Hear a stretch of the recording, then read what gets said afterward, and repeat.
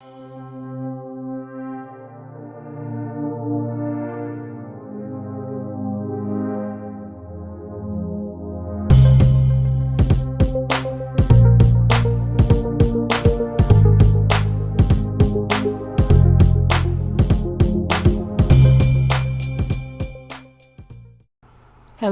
and welcome back to the channel.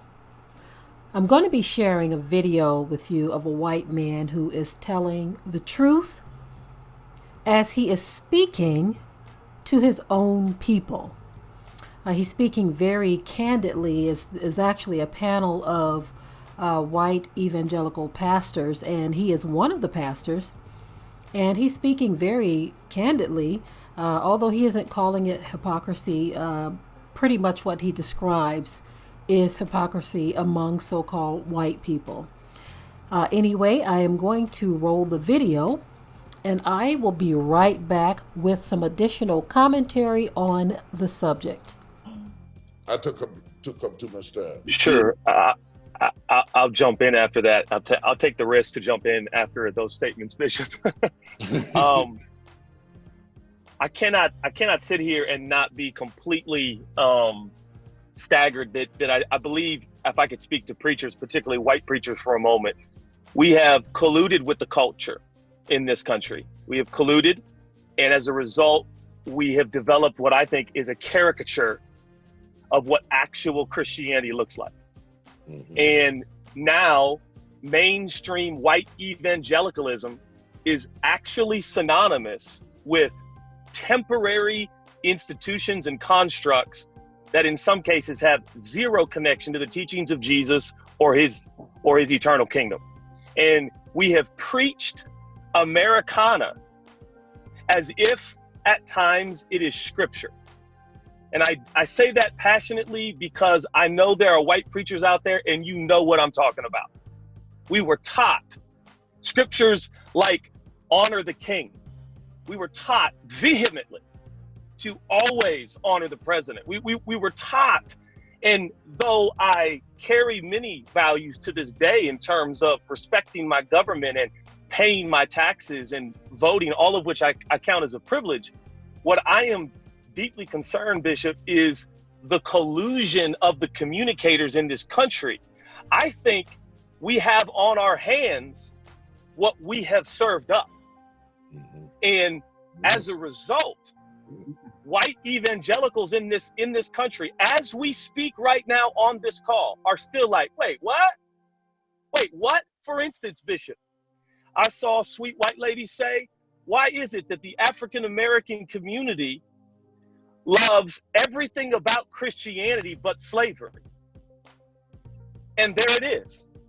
We have colluded with the culture, so much so that white America believes that even the story of Jesus belongs to us. Mm-hmm. And we are incapable of seeing that the gospel through Philip and the Ethiopian eunuch, my brothers and sisters, the gospel went to Africa before it went to Rome. And yet we believe that Jesus Christ was brought over in the colonization of this country. That is absolutely outlandish. It is ignorant and is once again profoundly indicative of what is called white privilege. And I would like to say this to my white brothers and sisters.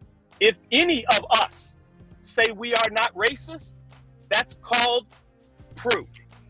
My brothers and sisters, now is not the time for all of us to put forth, and I'm speaking to white pastors and leaders. I am not interested in your sorry. I am not interested in the fact that you have a friend of color. And I am not interested. I heard from an African-American pastor in Phoenix, Arizona. He privately emailed me and said, Pastor, pray for me. I am the only black man on this staff. And even in times of turmoil like this, I feel like I cannot even speak during a staff meeting at my own church. That is a caricature of the Christianity that Jesus preached. Selah. Good word, Judah. Good word. Woo! So as you've just heard, this man laid it out without even calling them hypocrites. That's pretty much what he has done in a nutshell. He has called his own people to the carpet and showing the hypocrisy of how they believe that all of history, all of biblical history, all of anything dealing with righteousness belongs to them. And they are confused as to why we don't accept certain things. For the one woman he talked about who said how so-called black people can accept Christianity, but they can't accept slavery. This is her way of saying you all should deal with slavery because it's in the Bible.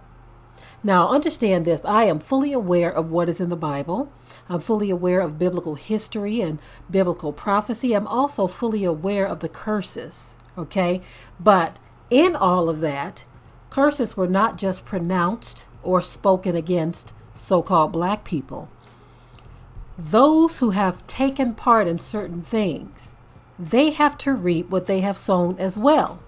But that's not what I'm trying to talk about in this particular video. I'm just talking about what this white evangelical pastor felt the need to say. And he was choking back tears in other parts of the interview. The interview was actually more than an hour long. But he's trying to explain to his people that how dare you sit up here with this righteous persona that doesn't even resemble anything of righteousness concerning HaMashiach, or the one who the world calls Jesus. He basically said that there is nothing about them that is even remotely similar. Now, this video was put out last year, okay? This interview or this panel was put together last year. But since then, we have seen even more evidence that white evangelicals, they ride around on their high horse believing that because they have a certain level of wealth and prosperity, in which the Bible spoke of these things concerning the children of Israel, which is so-called black people, it spoke of how he was going to use them to provoke us to jealousy. But even that is misapplied to other white people, because everyone refuses to believe who we are in history. But this pastor on this panel, he knows something. He talked about how the gospel was in regions of Africa before it ever even touched down in any white area, meaning the truth or the word originated or had its origins among so-called black people, meaning that is our history that has been snatched and marketed and spread around the world as some type of white history. And so for me, it is refreshing to see more and more people bold enough to stand for the truth, although we know that most will not accept it or receive it. As a matter of fact, many of you under the sound of my voice, if you are a Gentile or so-called white person, you probably feel like he's a traitor for telling the truth, for even saying anything about this. And unfortunately, if you're anything like that congresswoman, should I say, that is going around saying that people should be hung and all of this kind of stuff, you're probably believing that this man should go and meet his maker because he's telling the truth.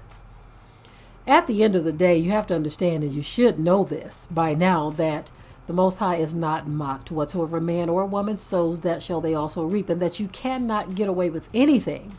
Okay, you reap what you sow. And so if it is your belief that it is okay to rewrite history because it makes you look good, or you think it makes you look good, it actually makes you look bad not to accept the truth for what it is.